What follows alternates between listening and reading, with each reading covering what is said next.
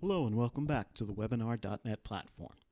This time, we are going to learn about the continuing education component. This allows you to create certificates for the audience to receive and manage the parameters of those certificates. Let's take a look. First, go to the component option and look for the continuing education component.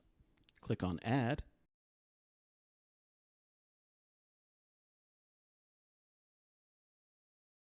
then click here to edit, and you can start working with the certificate that you want the audience to receive. Click on Enable Certificate and write the title that you want for your certification.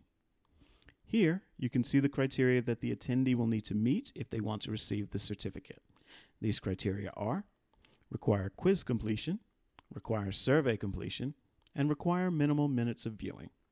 For the first two options, you will require additional components to complete the process. With the first option, require quiz completion, you can have the attendees complete a quiz. For more information on how to create a quiz, please look up our components video. You place the quiz just as you would any other component. Go to Components, select Quiz, and then you can edit it with the relevant questions. The second option, requires survey completion, works just like the quiz, only you select the survey component and edit it with the necessary questions. The third option, require minimal minutes of viewing, doesn't require an additional component. This is the option you see displayed now. There are also two supplementary parameters that you can include: enable deadline and credits eligibility. If you enable a deadline, the attendee will only be able to obtain the certificate if they comply with the established parameters before a certain date. In this case, you put the deadline you want your audience to meet in order to receive the certification. Credits eligibility we'll come back to later in the video. With the certificate template option, you can set how the certificates will look. Click here to download the default certificate template that will be filled automatically when the attendee meets the parameters. In this case, the certificate will have the title that you selected earlier, a certificate ID, the name of the participant, and the date. We can click on the preview button if we want to see how our certificate would look. Please note, if a green check mark is missing from any of the supported fields section at the bottom of the window, that means an element is missing and the finished certificate cannot be created. Once everything is to your specifications, press Update and the certificate will be ready. With this next option, Manage Certificate Email, we can configure the automated email that the attendee will receive when they have met your requirements. This email will contain the downloadable certificate.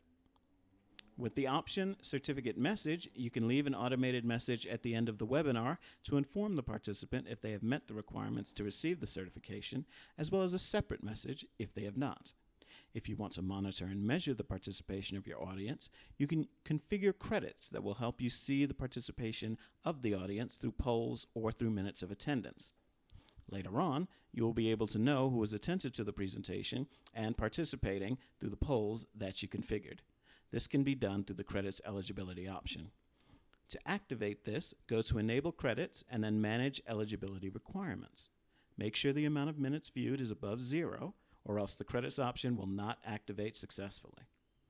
If you need additional rows, you can click the Add Row option. Each row is considered separate, so if you have more than one row, the attendee will receive credit for the amount of minutes viewed that they reach.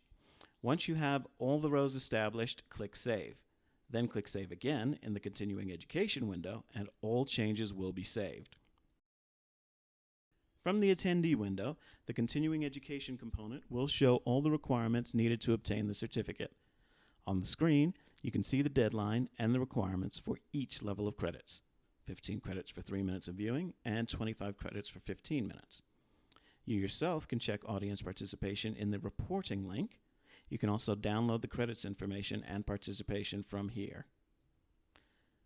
Okay, Today, we saw that the continuing education component, we can enable certifications on the parameters that you choose. That's it for now. Stay tuned for more tutorials from the webinar.net web series. Thank you, and see you soon.